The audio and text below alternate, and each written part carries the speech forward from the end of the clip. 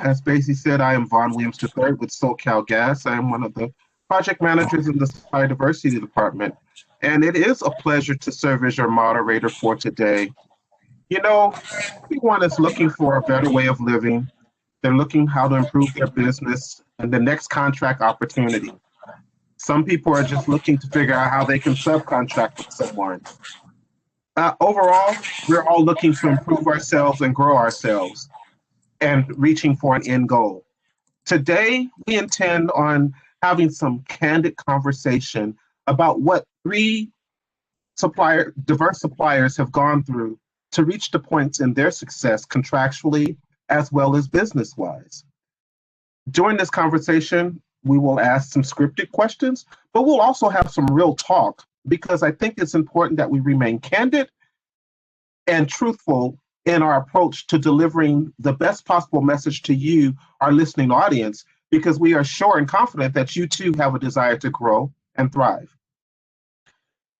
A popular speaker once said that leadership, corporate ethics, and decision-making wants you to share with people simple things. Today, we're going to share with you some simple things.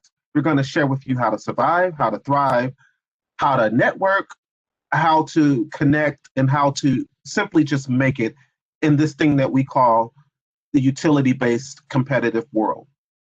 With that, we have three esteemed guests. We have Mr. Toray Carter, Mr. Sergio Ivara, and Ms. Theresa Davies. Each of them bring a unique perspective to the world of contracting, and each of them have something unique to share with you. Before we jump into any questions, I would like to take a moment for each one of them to introduce themselves, the company they represent, and anything else that they would like to share. We will start in the spirit of chivalry with Teresa. Thank you very much. Good morning, everyone. My name is Theresa Davies. I'm here as I'm currently an advisory board member for an organization called Veteran Launch. They are a division of Main Street Launch, which provides loans to veteran entrepreneurs in the state of California. And I serve as an advisory board member to several clean tech startup companies. I spent about 10 years at San Diego Gas and Electric, mostly in electric gas distribution and energy efficiency. And in that role, I worked with quite a few diverse suppliers as third-party vendors. So I was part of the selection and management of those vendors for procurement. I also served some time as a director for very large primes and working with diverse vendors across the country to secure multi-million-dollar, multi-year contracts with different utilities. And then spent some time at Pacific Gas and Electric as the division manager for Silicon Valley. So I'm here offering some perspective on both as a prime, as the client, and as a former entrepreneur who had a small women-owned, veteran-owned, minority-owned company back in the early 2010s. So long time ago, but glad to be here. Thank you for including me. Thank you for being here, Teresa. Let's go with Toray. Hello, everybody. My name is Toray Carter. I am the CEO, owner of TMCarter Company. And what we do is we focus mostly on providing dump trucks to support various construction projects throughout the Bay Area in California. And I'm excited to be here. I am very passionate about this industry. I've been around the industry all my life. My first experience of being in a truck, I was 4 years old. And my granddad put me in the back of his sleeper and said, hey, we're going to go to Chicago. And we left at 3 a.m. in the morning.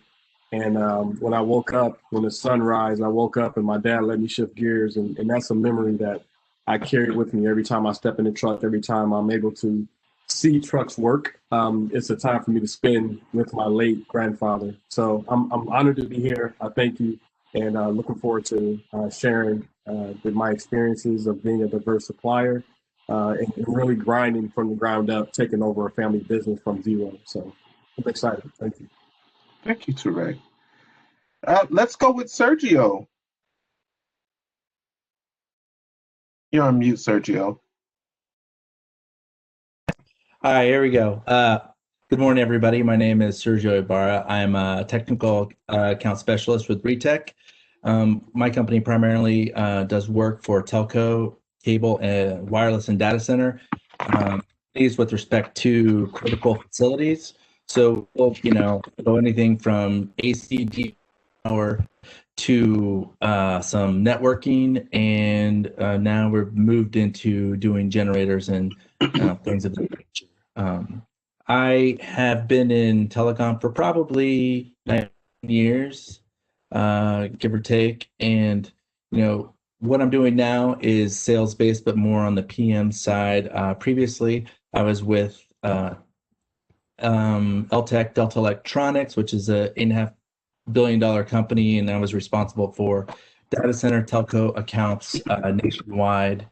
And I'm grateful to be here. It's definitely nice to be a part of this and offer my perspective with respect to sales, possibly networking, and then the grind that it takes to get into accounts. So thank you very much. Thank you, Sergio. Thanks to each of the panelists for those introductions. We are delighted to have you. And in the spirit of having you here, we want to ask some questions as to how you got involved with utilities to begin with. And so I know oftentimes people say, oh, well, I was at this workshop and I met this person and they told me to call this person and that didn't work out, so I called another person. Today, I'm interested in learning, how did you connect with the right person? And Sergio, since you're on the screen, we'll start with you. Well, it's like I had mentioned previously, it's the grind. Being in sales, especially being a smaller company and, trying to get into a larger company with having the, minority owned or women owned title, it's a lot of hard work. Because typically everybody has relationships within the larger companies, and for lack of a better word, you have to grind it out. You have to keep calling. You got to have tough skin. You got to get used to hearing the answer no. Like, no, I'm sorry, we don't need your services. And I've found that for me, calling people, like using LinkedIn and messaging as many people as I can, and you get something back, and having, the follow through to after you message X amount of people, because it really does happen. I mean, isn't a pursuit of numbers. Like, we'll get it, but you have to have patience and the determination to do it. So, sometimes I've been lucky where it's called the right person at the right time, and then an opportunity popped up, and I've been able to make the most out of that. But I would offer this: you reaching out to people, and when you get that opportunity, you have to make sure that you can deliver, because you might not get that chance again. Something that I think Teresa and I have gone into, and previously on when we were getting ready for this panel, you have to be able to deliver, because that's when it all said and done. That's what really matters, your ability to deliver, because once you deliver there, these opportunities will keep coming, and it will be overwhelming sometimes. Thank you. Teresa, same question. Yeah, the utility industry has been good to me. I kind of say that I was born and raised here. I actually joined SDG&E right out of the military, so I was very young in my career, very inexperienced, and fell into just a career, right? And so I worked my way through and learned a lot, and I found that the more I learned about the business and what the utility actually does, the more contacts I made, the more relationships I was able to build, both as an employee and then as a former employee, as I went into sales on the consulting side of things. Building those relationships, are really based on trust. And it was great to be able to start to network beyond my utility into other utilities, and then build that kind of relationship globally, right? Mm-hmm. And so now, as I moved into more of a consulting role for startups and other companies to leverage into the utility world, it's what Sergio and I talked about. It's like, you're only as good as your reputation. And as long as you're known for being able to, that trustworthy and minimizing risk to the client, that I can deliver what you've asked me to do. And if not, that I know who to go to. That's really what it comes down to. So I learned the business. I've been in the utility industry 20 years now, and it's very hard to leave it. Yeah. But it just keeps giving. But it's not for the faint of heart. It is complicated. It's technical. It is deep. And so the more you learn, the more you're able to navigate and maneuver through that. Yes. Thank you. Toray, why don't you give a snap at that question as well? Yeah, it's I agree 100% with Teresa and Sergio. They made some major points, and all of it is prudent to what we need to do to be successful in any industry as a diverse supplier. For me, my story was a little different because I've been around the industry all my life, and then I kind of went on a hiatus to pursue a different career. So I played football for the most of my life to keep me grounded. And so I was able to get into the coaching realm. So I was coaching in the NFL and coaching at Stanford. And then when my grandfather passed away, then the passion was reignited. So for me, starting this business was first and foremost about the passion, because I believe in three things: loving what you do, work hard at it, and have faith. And those three things right there kind of carried me into taking the necessary steps to ask the right questions. And like Sergio said, to get on the grind. And then, like Teresa said, to apply those skills to make sure that you're ready to perform are just critical things. So for me, I went to my first the Black Chamber of San Jose, sat down with the president, told him my dream and my goal, and then I started going to events. And then from there, again, it's networking, it's getting out of the bed when you don't want to, it's driving to an event when you don't want to, when you say I don't feel like dealing with people, when you it's almost like that thing. It's like if you go there with 100 business cards, you need to leave home with probably none.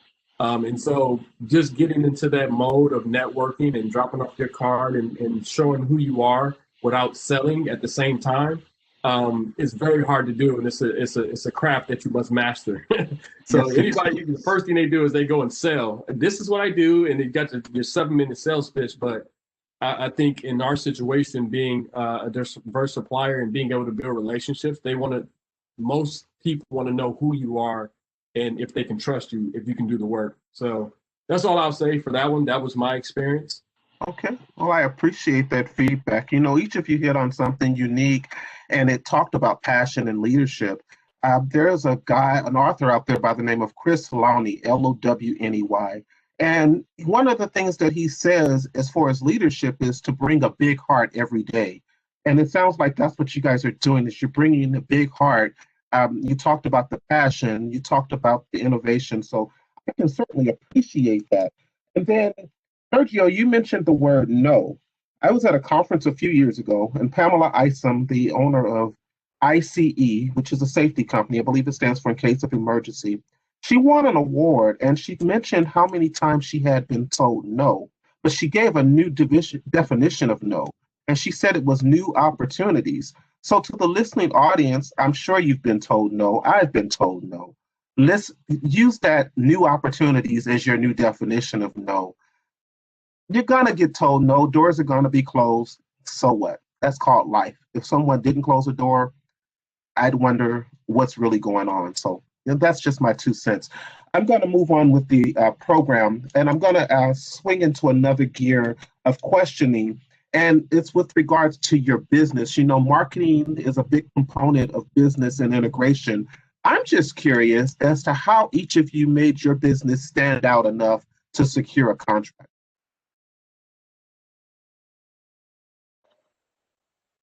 Toray, you want to start?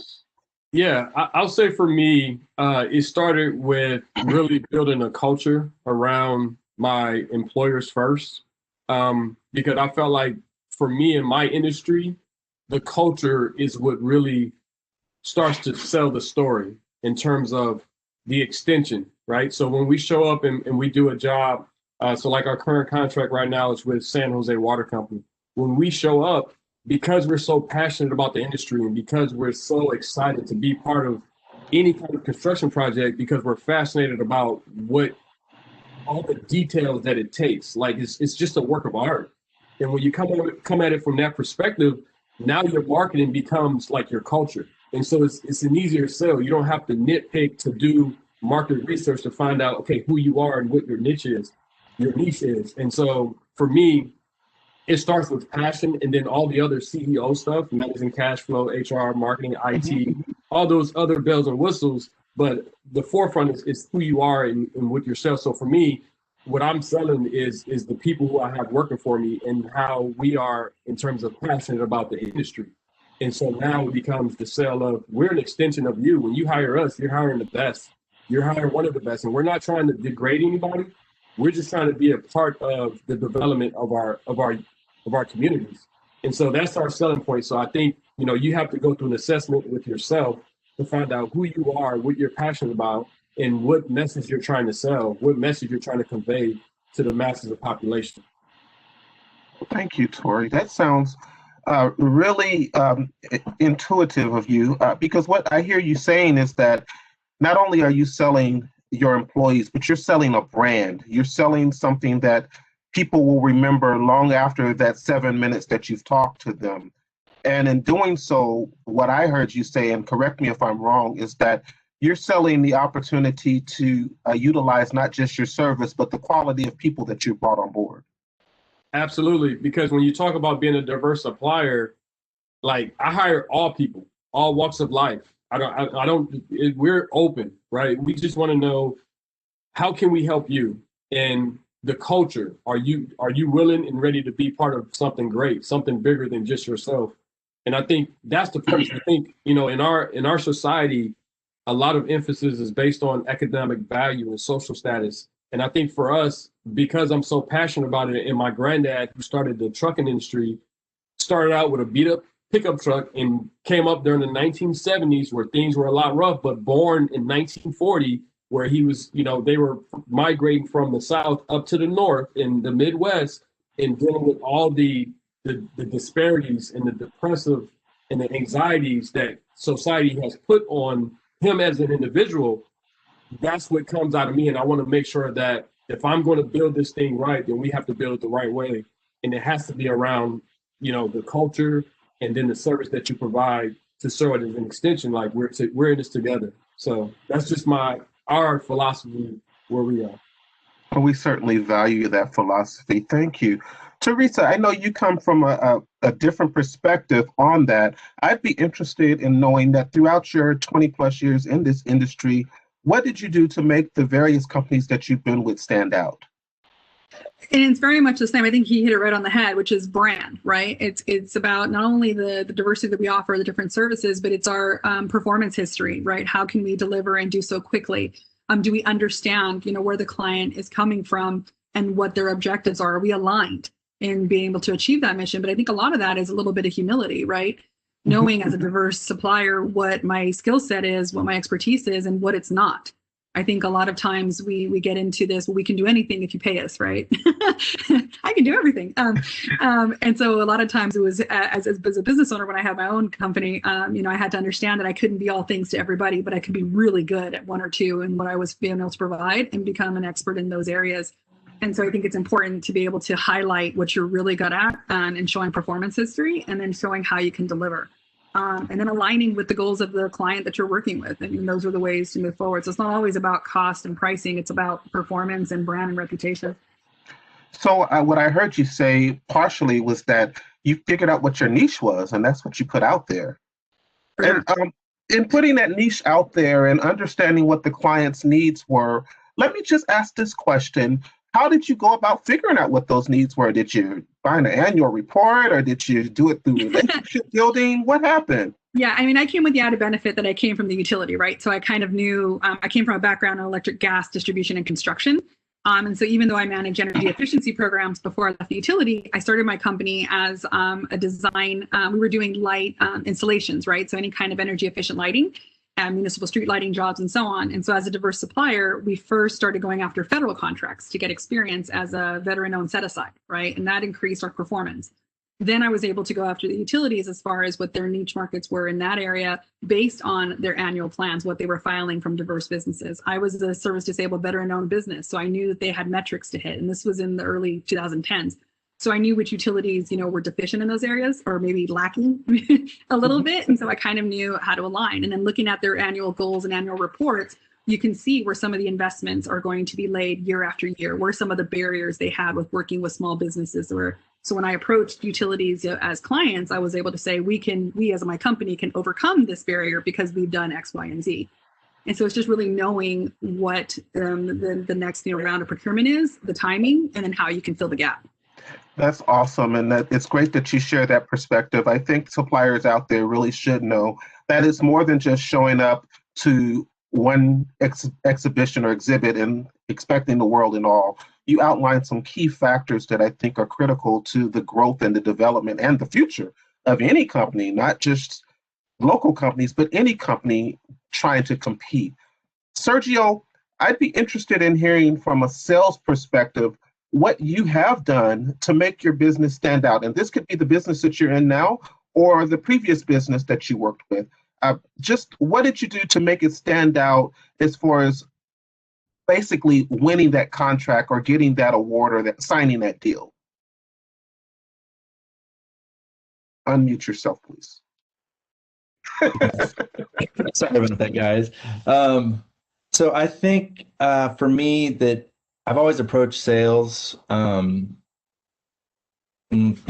basically I want to approach this person like I would like to be approached.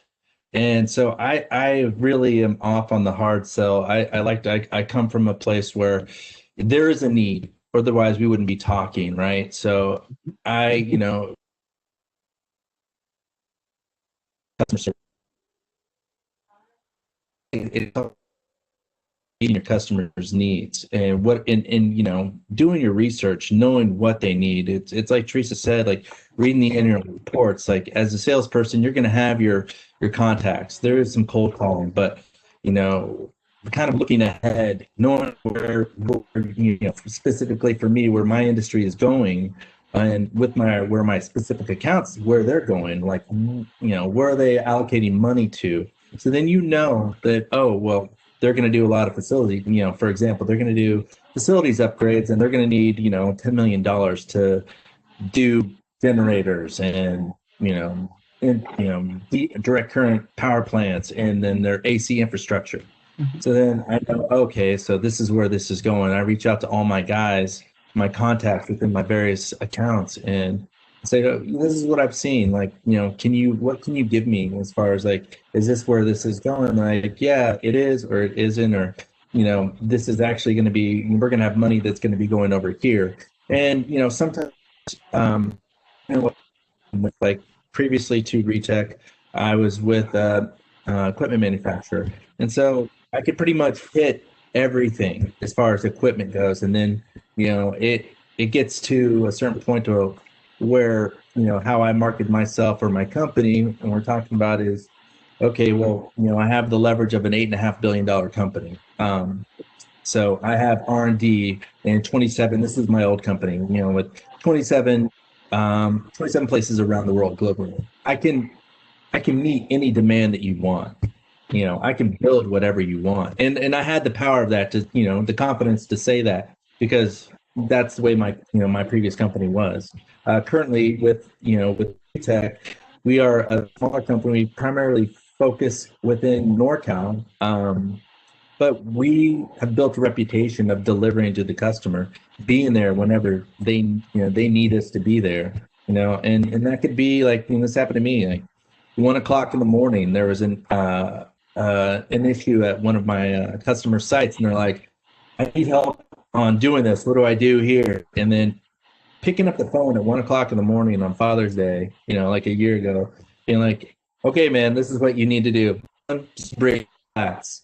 And having the skill set, the knowledge to be able to walk them through so that they know, like, they can call us at any time, and that they just, we're a resource always, and I, with that being said, I also have the understanding that I'm not going to get every job, every contract, but it still doesn't change the fact that I need to be there for the customer and offer, whatever advice and help that I possibly can, because, I will get it the next time.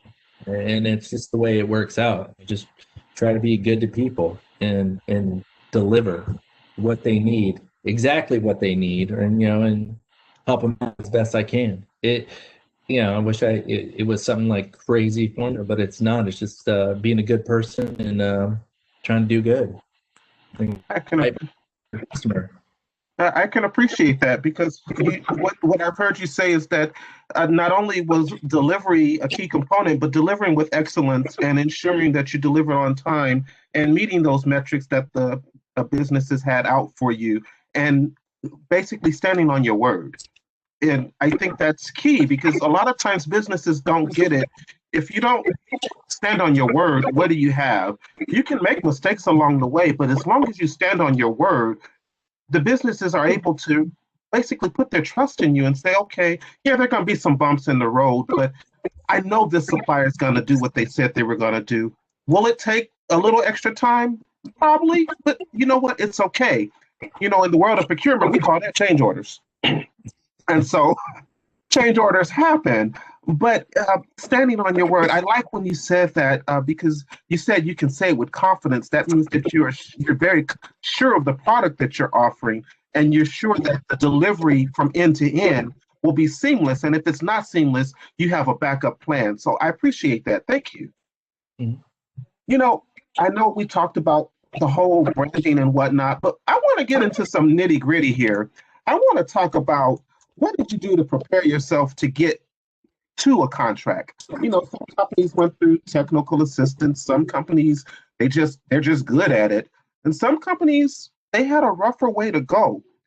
I'd be interested in hearing from each of you what you did or what resources you utilized or what was made available to you to get your company, as we call it in the procurement world or in the diversity world, contract ready.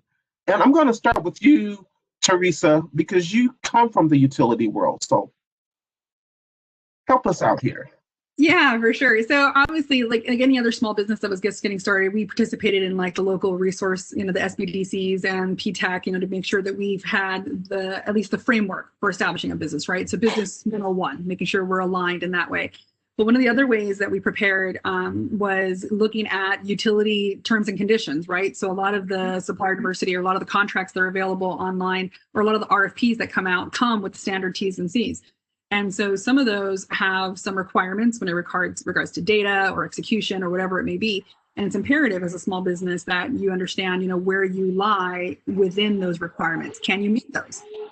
The other thing was scaling, looking at, do we have the ability for operations to scale across multiple utilities or one utility, and understanding where those utility borders were to understand what our customer base would be and so on.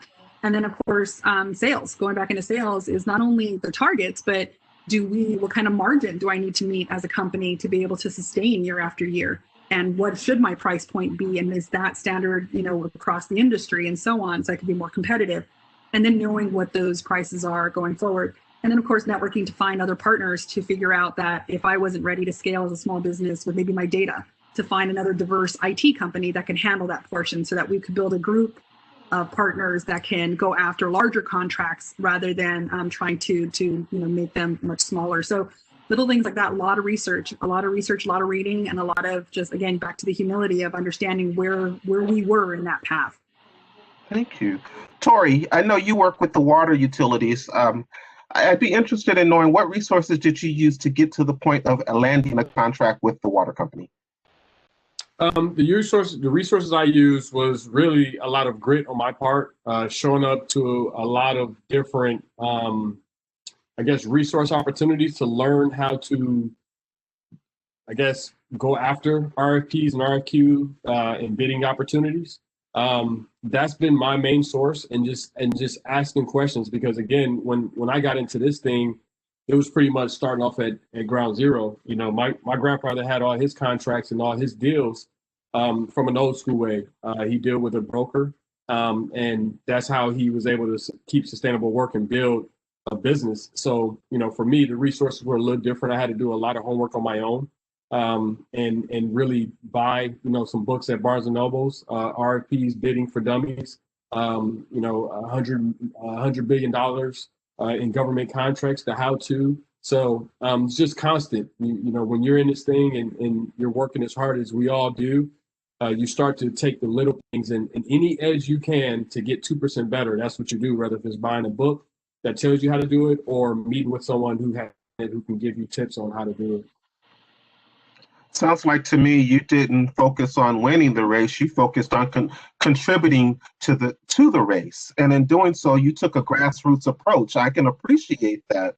I will tell you and all of those that are in the listening audience out there, in the utility space, many of the utilities offer some very unique technical assistance programs. In fact, prior to this call, I was heading up one.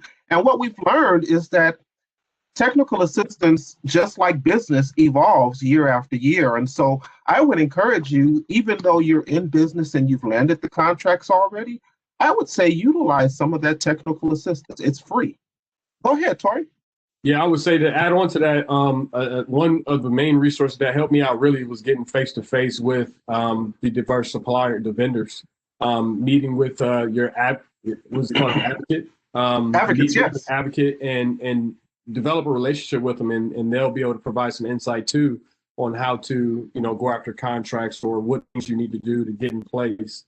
And that's pretty much the same as going to a book. It's just a humanistic perspective. Right. And that humanistic perspective is key because that's a part of that relationship building that we were talking about earlier. And a lot of times, and I'll just put this out there for the listening audience as food for thought, you meet a supplier at a business fair or a business showcase or an exhibit or whatnot, and you tell them some specific things. Send me your resume or your capability statement. Follow up with me, give me a call. And we never hear from them.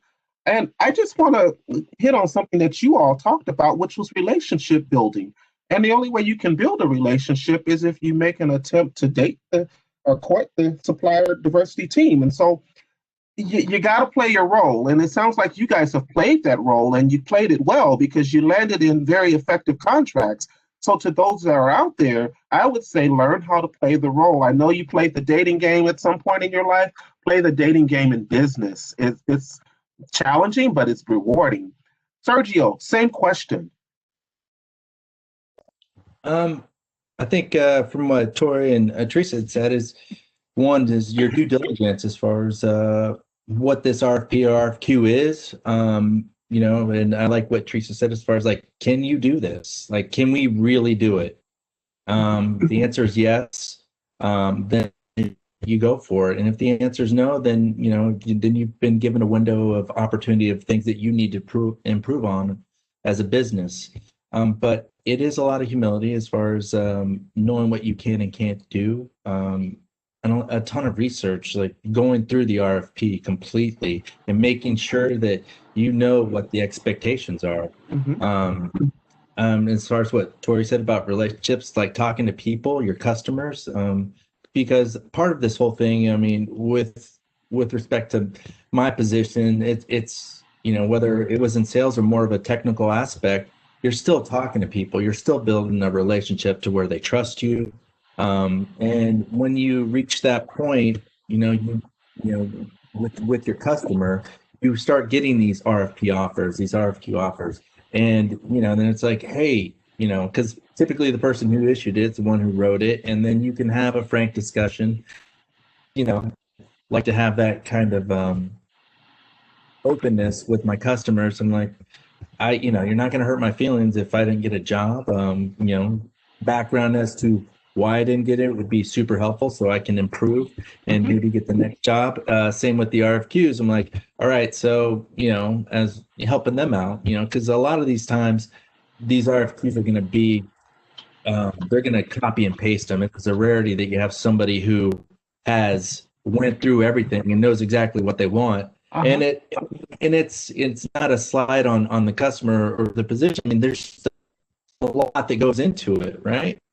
And these guys are backed against the wall, having to do a lot of different things. So as their vendor, I try to make their job easier. And when I go through the RFQs, I'm all right, well, I didn't really understand this. And and if it is with the site that I'm familiar with, I'm I don't recall seeing that. It's these things where just having a conversation, being able to talk about it, and making sure that when you go through it, that I can't stress enough that you're going to be, if you submit to that RFQ and you win, you can deliver.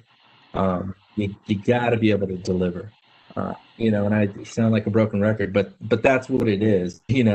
I'd say most of the opportunities that I've gotten, we've in the past, with both, all my previous companies, it's, a couple of them were a stretch, but you go that extra mile, you grind, you do what you have to do to deliver to your customer.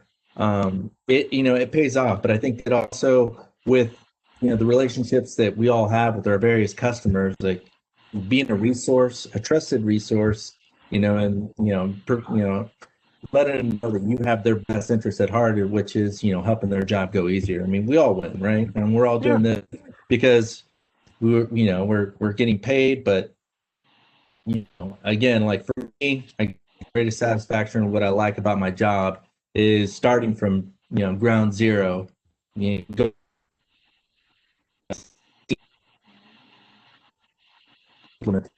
It's turned up, and the customer is moving on to something else. But Right. I dig the whole aspect of it. You hit on something key there, and I want to stay right there for a minute with each of you, if you don't mind. We've been talking about delivery, we've been talking about relationships and whatnot, but one of the things that you just hit on, and I don't know if you even realized that you hit on it, Sergio, was innovation. When you mentioned the fact that sometimes the RFPs are cut and paste, and you see some things that aren't there, but some things that should be there. That's a very innovative approach. So what I'd be interested in knowing is that in your approach to RFPs and whatnot, have you ever taken the time to offer something new and innovative that can make the RFP more appeasing or appetizing? You're muted. Yeah, you mute me, man.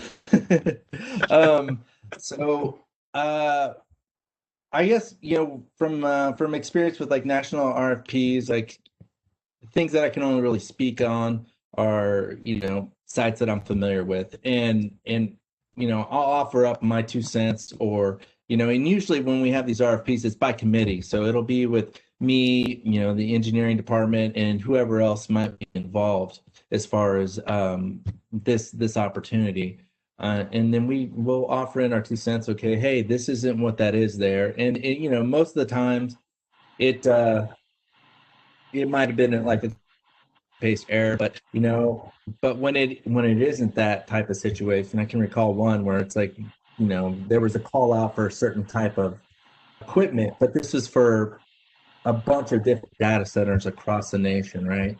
And one in particular, it was smaller and wasn't your typical data center, and I had thrown out that I don't think that this is a really good fit for this. I would, I have my reservations about it. I offered up my opinion, and whether it's like, I want to put it out there, maybe we should go this direction. And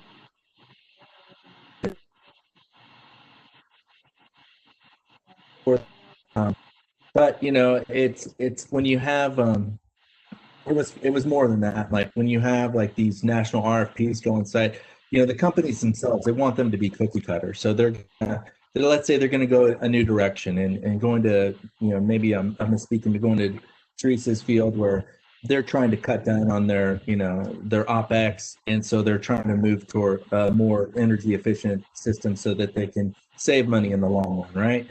And, that situation doesn't necessarily work out in this one, but they're going to do it anyway because it covers their whole landscape of sites. Thank you. Toray, I want to ask you a little bit about that same thing, because I know in trucking, there's probably several different ways that you can deliver a service to your customer, but I'd be interested in understanding, are there any innovative approaches that you've introduced since you've been in business that has helped the company improve? There are. The innovation that we incorporate is always that 2%, and 2% to make something more efficient, more effective, is what we're hunting for all the time, 2% or more. So there have been instances where, say for instance, we're on a job and there's one way that the foreman wants to get it done, but there's another way as well. And so it's just, a lot of our work is on-site information. It's not necessarily, stuff we can put on try to maximize things as efficient and as effective as possible, time, energy, and money. I appreciate that. Teresa, I'm going to call you the utility diva because you've been around for a long time. And in being the utility diva, innovation, I know that's a strong word for you because it's probably something you've probably had to live and breathe. If you could just share with the audience what that means to you in terms of delivery. Oh, 100%. So I think from the client perspective, innovation. So one, before you offer innovation, make sure you understand the parameters of the RFP, right? There are some limitations sometimes where the technology is specific to what's been studied and so on. So you may not have room to offer the innovation, but always offer it, meaning that if it's a change in technology and I'll give an example, there might be an RFP for a residential program that uses a certain kind of product in the field. It could be like a programmable thermostat or some sort of device. And that's based on what the current requirements are. But if you have another technology that maybe has been vetted or eligible for pilot, or maybe in a different application that might not be considered, like using it in a multifamily property or in a commercial setting, as long as you can quantify and explain your methodology, why do you think this is a better preferred method? Is there evidence to protect that? And what is the cost differential? And if you can do that succinctly within the RFP as a supplemental offering or addition to, I've seen those things turn into pilots. I've seen them be incorporated into a larger portfolio. I've seen the RFP be reconsidered. Should it be rewritten to open up to different technologies? So I think from a client, the utility is always looking for innovation, right? What can we do to make this the most innovative, most progressive opportunity that we can for our customers? And so as a vendor, it's our responsibility to bring those technologies to the utility that they may not be aware of the application either globally or across the nation. So it's always important to have those in the back of your head. So it could be an operational improvement, a technology improvement, or even just a streamlined execution of delivery that maximizes those costs. So innovation could be any of those things. Yeah, so what I just heard you say is bring your A game and don't be scared of it. I can appreciate that. Thank you. I want to shift gears for a minute because I know we've talked a little bit about branding. We talked about success and we've talked about innovation and whatnot. But I know that there's that area that people just hate to talk about when it comes to contracting because it's painful in some regards and it could make or break you. It's a two-parter, so get ready. I want to talk about terms and conditions and payments and the terms within those payments and how you're able to deal with it. What were some of the pain points and how did you resolve it when you had those pain points? So let's start with you, Toray, because I know in the trucking industry, there's probably some more stringent terms and conditions that you've had to adhere to, probably some insurance requirements that are through the roof, some costs that you probably didn't know how you were going to bear. I want to hear how you resolved it because I know there's a supplier out there that's probably struggling at this point in their business as to, well, if I get the contract, how am I going to afford it? So talk to us.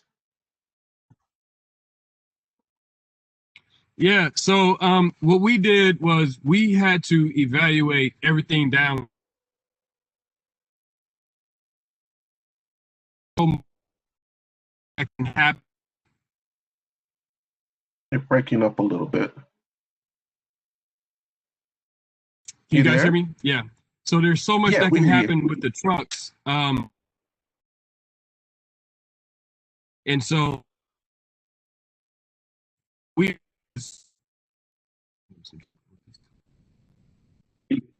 I'm here. I'm having some difficulty. My computer actually was dying and I don't have my charger. It's okay. Come off. I'll tell you what. Come off of camera and then just talk to us. You might have a bandwidth issue. Try that. Okay.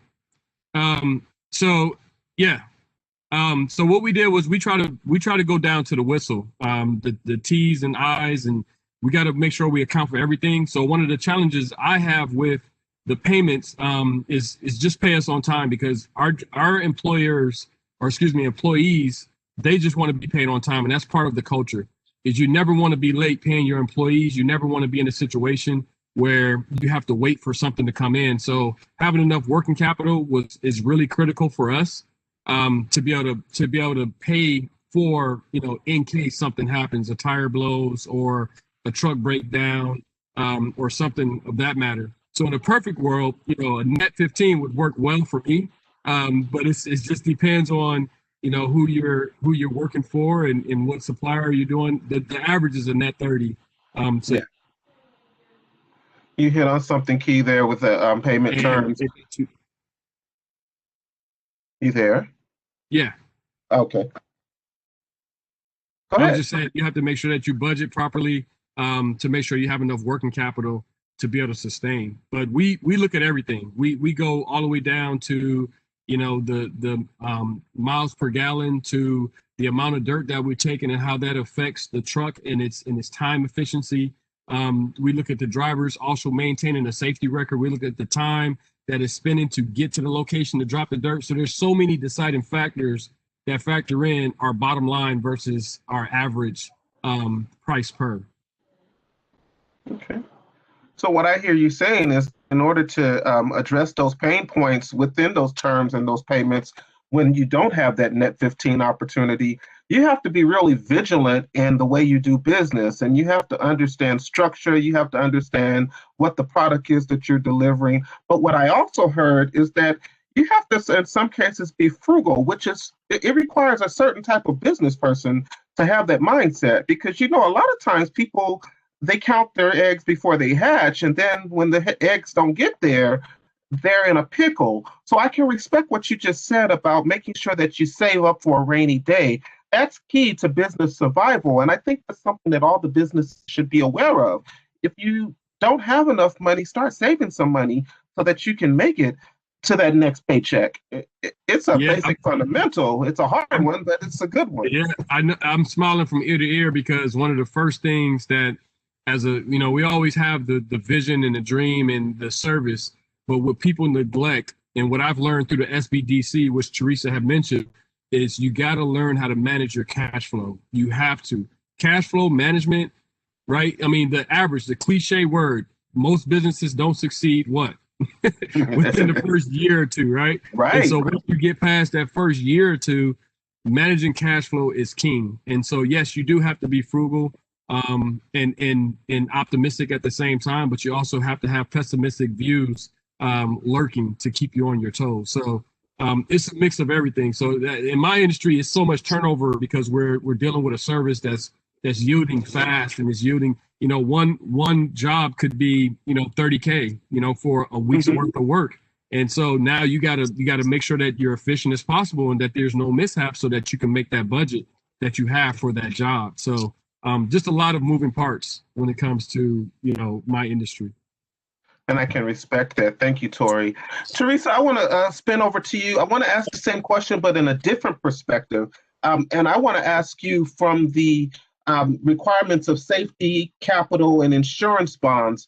How did you manage that for either your client or when you were in business yourself?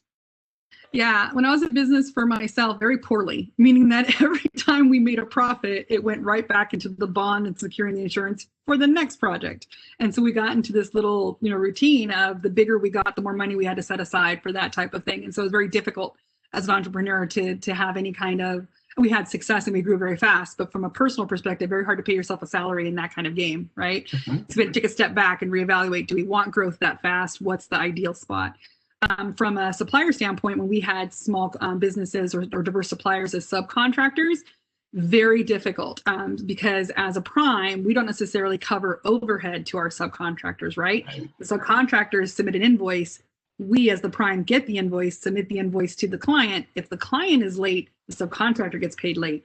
And so a lot of subcontractors don't realize that they need to have their own cushion and dependencies, to be able to manage cash flow, assuming they're always going to be in arrears, 30 to 60 days minimum. And then as far as emergencies are concerned, contingency planning, having a standard operating procedure for every single thing you do before you get the contract, right? How are you going to manage COVID, for example, when this came about? If you were a call center or if you were an outreach, marketing firm, how do you manage that? Do you have a plan? What's your contingency? Because change orders don't necessarily come with standard practice. They come with change of the contract, right? And so you have to be able to understand what that cushion is. Additionally, partnering with other organizations, if you're relying on temporary help or labor, there's ways to subsidize that. So one of the things I did as a small business, we had labor where we did recidivism. We were working with former incarcerated individuals because a lot of our work didn't have people-to-people contact. We were able to get subsidies at a state level and a federal level for hiring them. And so it was able to pay for a lot of their salaries before we got compensated. So we minimized our overhead. and then provided the opportunity in OJT to those individuals as well. So it was dually beneficial to us. So there's different ways to find that. So one, mitigate your risk, have a standard operating procedure to be able to, have that plan, have the cash flow put aside, and understand you're probably going to be in arrears as a sub for a very long time until you're able to be the prime. I like what you just said, especially with that strategy that you just introduced. In my previous life, we called that economic development. And so I can respect that because, you put a different twist to business. You said, we can't afford all these people, but we need all this work done. So let's look for ways to get it done. So you incorporated innovation, economic development, and fiscal responsibility. I commend you for that. That's awesome. Sergio, any food for thought on what you did to manage safety and capital and insurance and all those? Well, going through the terms and conditions, like Teresa said, seeing where you're at risk and, knowing or at least calling attention to it. And sometimes, you got to get lawyers involved, which can prolong the process. But in the long run, you have to do your due diligence to protect yourself and your company, right? But I think that all goes into with your research and knowing what your abilities are, what you can and can't do. A lot of times with the terms and conditions, and this typically applies to big projects, right? That's where people mostly take notice. You run through that, things are negotiable. You redline a bunch of stuff, goes back and forth. It's like a ping pong match. And then you finally, you all decide on something and then you proceed forward. That's how it's been my experience as far as like covering that in the past with my companies. With respect to payments, that is also something that is negotiable, right? Sometimes, even depending on what your nets are, if you have a large project, there's going to be, basically milestone payments of where you're at within the project. And I think from my perspective, being in both, working for a large and small company, it has been with the smaller company, it's finding the balance, right? It's like you got this big project you won, awesome. Everybody's super excited about it. Great. But then, your company, your customers' terms, they might be, ideal anywhere between 30 to 90-day terms. Right. So when I hit a big project on 90 days, what am I going to do for cash flow? During all that time, and it's a juggling act, right? So that's where you have to be on your customers and know where they're at, what their needs are, and knowing your capabilities so that you can have a good mix of when you have you got a fair amount of money tied up in a large project. You also have cash flow with, like Toray said, like having money come through, knowing where you're at. So when I'm in situations like that, I find myself, I'm super excited I got the job. It's like, all right, but what are we going to do in the interim? Like, I need money coming in, and get an idea and talking with my leadership and saying, okay, we got this. We're tied up here. What do we need coming in a month? And then shooting for that, right? Shooting to get that and making sure that the terms on all those jobs, which, is difficult. It really is. It is like, I can't say it enough. It is a juggling act because you're, it's part of like what I said, getting out and grinding and finding opportunities that you can do and going through everything that we've all talked about is being able to deliver. So you get an opportunity and it's bringing money in so that you have that cash flow there so that you can bid on other jobs and make sure that you have constant money so you pay everybody on time. So it's I get it. I don't know how to say how to do it. It's just like you find yourself doing it, No, I get it. And I will say to not only you all on the panel, but to the listening audience, as you dare to make a difference and as you endeavor to go into contracting with companies and you're not in a subcontracting position, I would encourage you to explore each, especially in the utility world, explore their payment options for small and minority businesses. There are programs called SQPP, which are Supplier Quick Pay, which will offer you a net 15 if you're under $5 million in revenue with less than 50 employees. And then there's other programs like SCORE with in certain utilities. I know at SoCalGas, we have a SCORE program. Once you get a contract, you are provided with technical assistance, but you're also given that option of a better payment term, which is more favorable for your business, which is also net 15. So if you're a small company out there, you haven't exploded or platooned into this multi-billion-dollar organization, ask those questions. They may not tell you up front because let's just face it, business is business. So we want to pay you at the highest payment term. But if you are in that capacity, ask the question, hey, do you have SQPP? Do you have SCORE? What program do you have that I can get my money? Can you pay me by credit card? Ask the questions, because if you don't ask, you won't know. So as a supplier, that's one of the things that I would impart in you right now and ask that you carry with you for the rest of your business life cycle. Ask the tough questions as it relates to how can I get paid? You're going to deliver the product, but let's just face it, as you all have said, financial pitfalls come. And if you haven't saved enough money, you need some payments and you can't wait 90 days. So ask those questions. That's just my I think that's advice. great. I think that's great advice to share. I mean, and that goes right along with not only that, but also know what terms you need to be successful. Do you need a flat fee? Do you need Absolutely. a service fee? Do you need time and materials? Do you need by the hourly? I've seen RFPs come in with a startup cost bulk, coming in first, saying this needs to be paid up in the beginning, and the utilities have paid it. It's really a matter of what do you need and to speak up, because by default, you get standard terms. Absolutely. And a lot of times, and one of you hit on something that was even more key. Read the terms. Read those terms, because once you sign off on it, you've signed off on it. It's signed, sealed, delivered. Some have penalties. And so if you see something in there that is going to break your bank, you better redline it. It doesn't hurt to try, because what you're doing is you're using business intuition, and you're saying, that might apply to a Fortune 500 company, but I am a grassroots organization. How can we meet somewhere in the middle? Because I know you can't afford $100 million insurance, and your project, if you're installing a ceiling fan, you should need $100 million worth of insurance. But you as a business owner need to be able to read those T's and C's to say, you know what? I'm just installing a ceiling fan. I can provide insurance for coming on your grounds, but why do I need $100 million worth of insurance? Can we strike that? It doesn't hurt to try, because what you'll find out is that it'll make the procurement officer or the legal department say, well, you know what? Based on the scope of work, we're going to sign off on this. So just try it. It'll save your business a lot of money, I promise you. So I'm going to shift gears one more time, and then I'm going to ask this question. Does someone have something to say? No, I was just, I wanted to add in that it's part of that whole thing about, like, what I had said about hearing the word no, like, you never know what the result's going to be until you ask. And you have to be an advocate for your company, especially your smaller company. And you hit the nail on the head when I'm like, hey, I'm putting in a ceiling fan. I don't need $100 million worth of, insurance to cover this ceiling fan. Yeah, it's, I'd say you have to be an advocate for yourself and for your company to get anywhere. And, at least you'll have an answer. Whatever question you'll have an answer. And I always tell suppliers, look at the contract when you go into negotiations, call it the contract battlefield.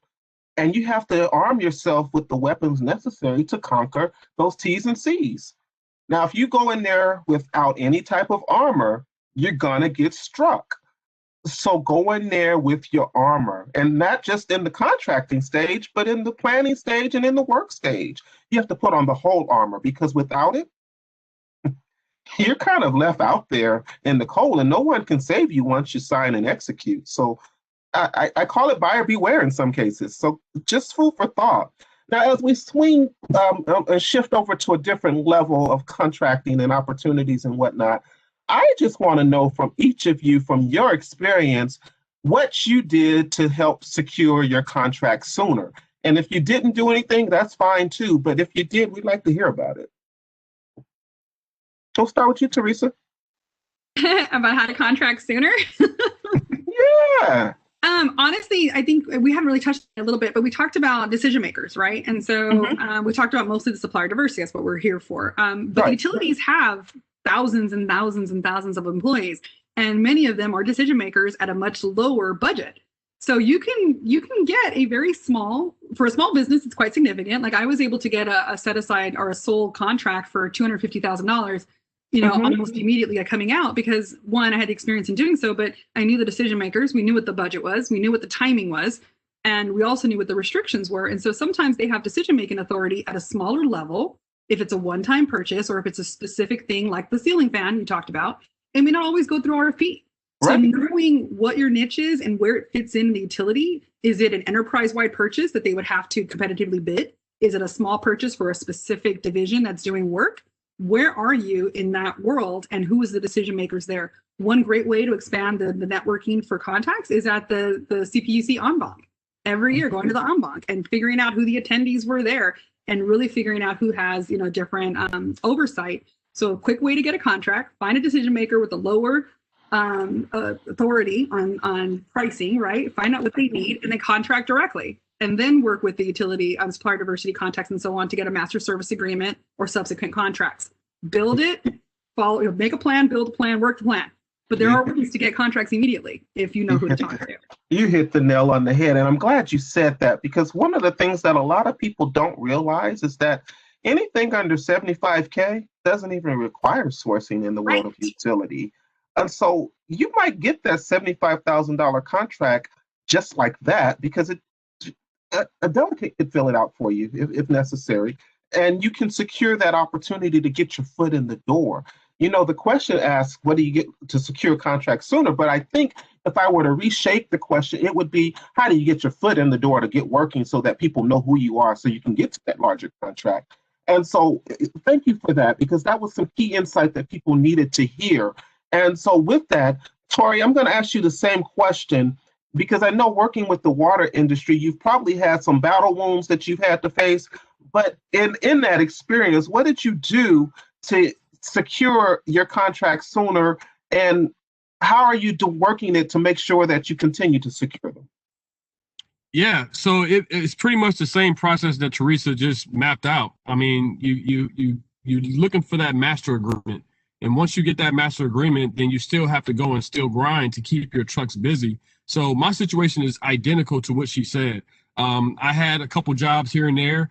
When I got the master agreement with San Jose Water Company, that kind of helped me to be able to keep a continuum. Now we just try to build and then add to our equipment and keep building from there. But it was a slow process. It was getting that first truck that was really hard, because you never want to invest in a truck if it's not working. And a truck is no good to you if it's sitting on the sideline, because you're not dealing with, a $30,000 car. You're dealing with a $250,000 piece of machine. So you obviously want to keep that busy because of the insurance. And like we keep mentioning, the cash flow is very pivotal.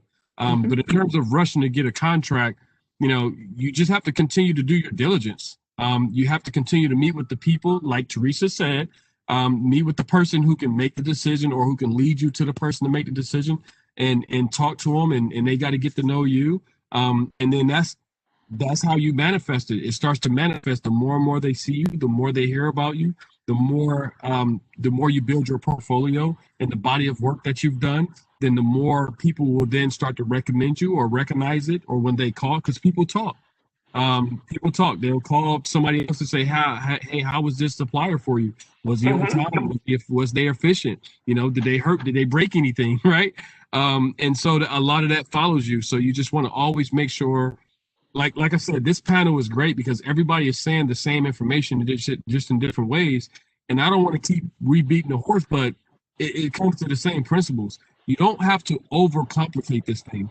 You just simplify it and you baby step it. And don't think about the money. Like, don't think about that aspect, because if you start thinking about the money as an entrepreneur, business owner, you're always open to making money. That's not a question, right? There's so many ideas. I've had so many people, oh, you should do roofing. Oh, you should do this. Oh, you should. No, I don't. I'm sorry. It's enticing. It's great, but let me shut it down. No, let me get grounded at this, because you want to be a master of a trade and not a jack of many.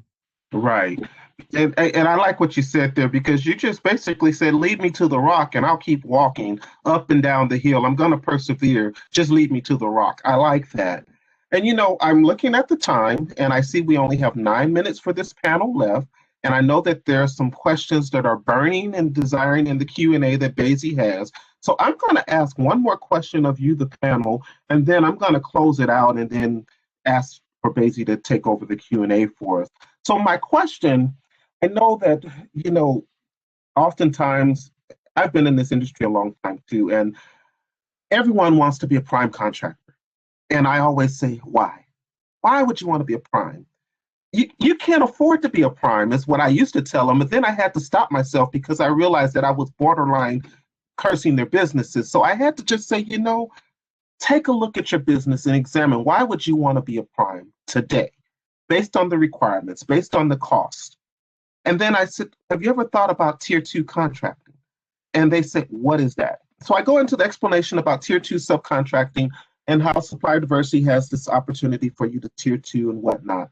And then they said, well, how do you do that? So my question to you is any advice to a supplier on how they can take advantage or how they should enter the world of tier 2 contracting? Anyone? Yeah, I'll start here. So like I said, I worked as a director of sales for very large primes nationally and globally. And so here in California, our subcontractors can have contracts anywhere from 50,000 to 2.5 million as a sub. As a tier 2. So the way to get in that is to really, understand where the funding's coming from. A lot of the large enterprise-wide RFPs for utilities are handled at either the PUC level or the utility level lead. So like energy efficiency, for example. There's a whole entire, demand side group that's happening with that, with tons of RFPs. I'll post a link in the Q&A. And all the primes are listed. There's like 25 primes that are there that you can approach directly for your services to go after those kind of work. So find out who the major suppliers are. Utilities like Edison lists their actual suppliers, and I'll post a link too. But you can actually search the prime suppliers on where they are and figure out who you can do business with. So the lists and the contacts are out there. Just understand how they're funded and how you can provide services. But being a sub is not that. I mean, it's good money, good business if you can find the right contract. Yeah, it's very lucrative. I would like to chime into that. So, here's the analogy, and I'll give an example because I recently just made this transition. And so I started a logistics company. And so my logistics company, when I first heard the profit margin, I was like, one truck is what? And I was like, you got to be kidding me. But then you have to go back and think about it. Don't go after the large contracts, because that is just is something that you spend a lot of time just to get a little small piece of that. Plus, it comes with a lot of validity, a lot of experience, there's a lot of moving parts that you have to produce to be part of that. What I say, but there's so much low-hanging fruit. We call it low-hanging fruit, that if you got 12 of those contracts, it would equal up to like the quarter that you're going to get from that master contract. So then you're busy and you get to show, I guess, the resources that we all went through when you go to the banks as a startup company. You say, hey, I'm a startup company. I need a loan of $500,000. They're going to say, what's the first word they're going to ask? What's your business revenue? Do you have any business revenue for 1, 2, 3 years? Right. And in the time that you spend going after these large contracts, you could have had 12 small contracts and been working on your number 25th. So that's, my 2 cents about it is, definitely have the big picture in your mind, right? But take what you can get and build the validity up, because it breeds confidence. Not only it breeds confidence, but it makes you perform, and it makes you fine tune all the little things that you need to tweak to make things better. Because I don't care what you say, no matter who you are or how much money you make, you can always get better. Always, 100%. Thank you. And, during these unprecedented times, COVID-19, we keep hoping and praying for a remedy or a vaccine or something so that businesses can get back to doing business. But while they're in this pandemic per se, and they're looking for ways to do business and identify opportunities, a lot of businesses are struggling. So Touré, the advice that you just gave was very appropriate for basically how to survive during this pandemic. So I thank you for that. And, we have just 5 minutes of actual designated time for this panel, and I know your time is of value also. So before I close the session out, I'm going to turn it over to Basie to offer a few Q&As that may be pertinent for you, the panelists, to respond to. Basie? Here. All right. Thank you so much for a dynamic conversation and for all the useful information you've provided at this panel. I've learned a lot.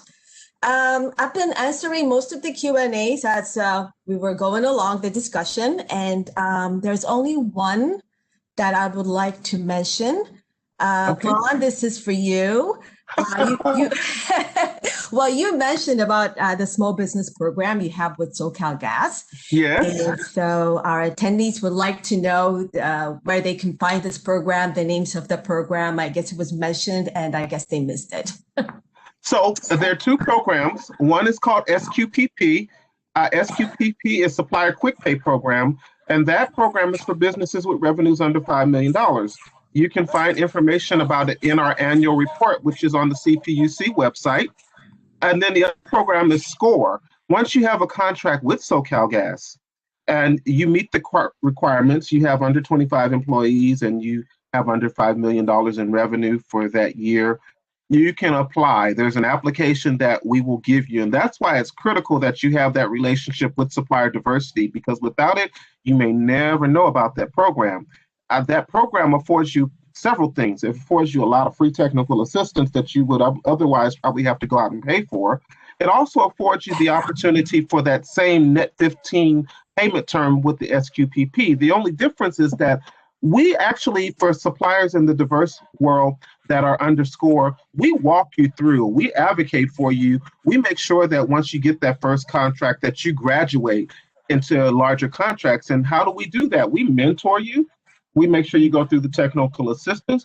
We actually have what is called SRM, which is Supplier Relationship Management, whereby some of our business units that you have contracts with, yourself and supplier diversity, are coming to a room. I call it a meeting of the minds, and we talk about what's working, what's not, and we figure out some solutions to get you to the next level. We figure out any process improvements. And so those programs are at your disposal, but you gotta make sure you have the relationship and you gotta make sure that you take heed. And that's why I said follow up and dating. If I can't stress anything else, that dating mechanism, and dating not in the sense of romance or anything, but dating in the sense of business. You got to date business in the sense of courting them and wooing them to understand what ticks them, what makes them drive, what makes the business flow. And once you do all that, then you have what I call a solid relationship. That solid relationship is what it takes to drive any business. But in your situations, being smaller businesses, it's even more key because you really need those relationships to get you to the next level. Without it, it's difficult. And I think any of the panelists would agree, without a solidified relationship, you're just leading the blind. I hope that answers the question. Let's see. Nothing is coming through so far. Okay. So that's the only question I have. The rest I was able to respond. Perfect. If anybody has any questions, let us know now before we sign off. Well, nothing. Nothing? Okay. I want to close it out with. Okay. I just want to read a quote that Chris Laurie said. He goes, "Everybody wants a better life, whether we are graduating college or encountering post-retirement opportunities and challenges. We want to stay on track and contribute to what is good, inspiring, and helpful in the world. The question becomes, how? I'm going to leave you with this. How do you become better? How do you grow your business? How do you strive for more? And how do you solidify change to become a better supplier for tomorrow?" That's all I have. Thank you for allowing me to be your moderator. Hold on. I think some questions are coming through. How about that? A lot of them. Let's see. Give me a minute.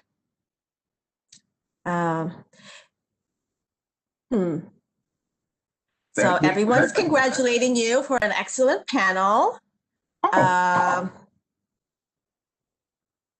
Okay, that's it, I guess. That's it? Yeah.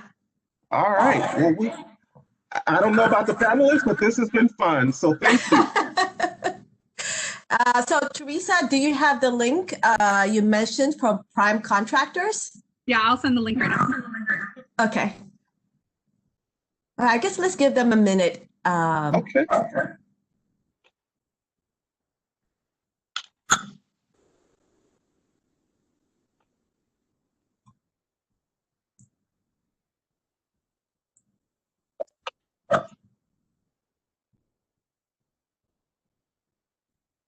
Oh, so there's a question for you, but Vaughn, they said they had a contract with SCE. With the COVID conditions, we lost our contract. Are we still eligible for SCORE? Is the question. We have a local office in LA. Their contract was with SoCalGas or SoCal Edison? No, it's SoCal Edison, so I don't know if that applies to you. I can't speak for Edison. Terrence would hurt me if I tried to answer on his behalf.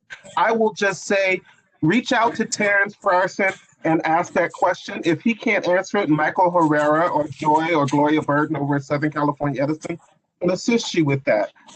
I would venture to say that COVID doesn't end relationships, it just put things on hold for a minute. So if you're in that situation, still reach out because there may be something they can do to help you. Okay, so we're good for now. And thank you so much, everyone, for joining us and for a very dynamic and very informative panel discussion.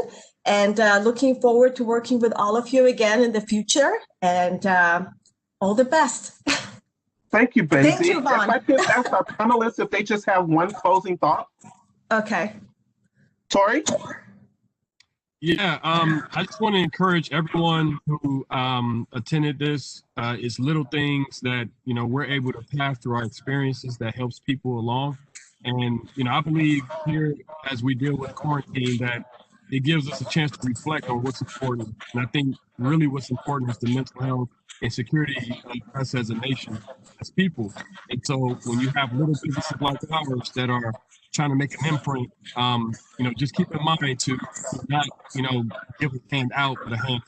And so that's what I'm in it for, and I believe that's what everybody in this call is for. So I just want to encourage everybody, and I'm here, and thank you all. Thank you, everyone, for this call, and I'm appreciative. I really am.